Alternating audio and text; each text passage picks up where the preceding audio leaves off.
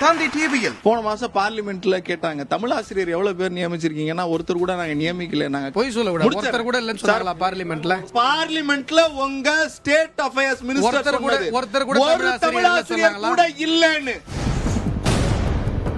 தமிழை செம்மொழி ஆக்கிட்டோம் அப்படின்னு சொல்லி சொன்னாங்க. அதற்கு கோடிக்கணக்கில் செலவு செய்து ஒரு அருமையான ஒரு மையத்தை அமைத்து கொடுத்தவர் பாரத பிரதமர் நரேந்திர மோடி அவர்கள். செம்மொழி ஆய்வு நிறுவனம் இதே சென்னையில் இருக்கு.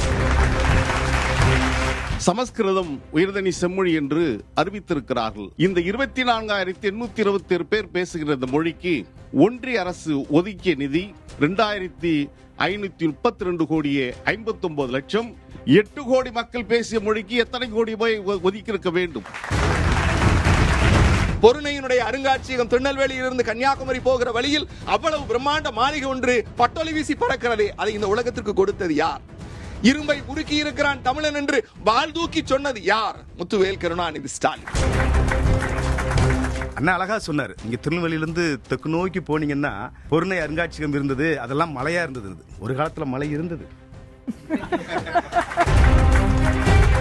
தமிழுக்காகவும் தமிழருக்காகவும் நாம் தமிழ் கட்சி எதையெல்லாம் பறைசாட்சி வைத்திருக்கிறதோ, பிறப்புக்கும் எல்லா உயிருக்கும்ங்கிறதுல இருந்து ஆரம்பித்து, அதை தமிழ் பண்பாட்டிலிருந்து ஆரம்பித்து, இன்னும் சொல்ல போனா திராவிட பொங்கலுக்கு நேர் எதிராக தமிழர் பொங்கல் நாங்க கொண்டாடுவோங்கிறதுல இருந்து ஆரம்பிச்சு எல்லாத்தையும் நாம் தமிழ் கட்சி பேசிக் கொண்டிருக்கிறது.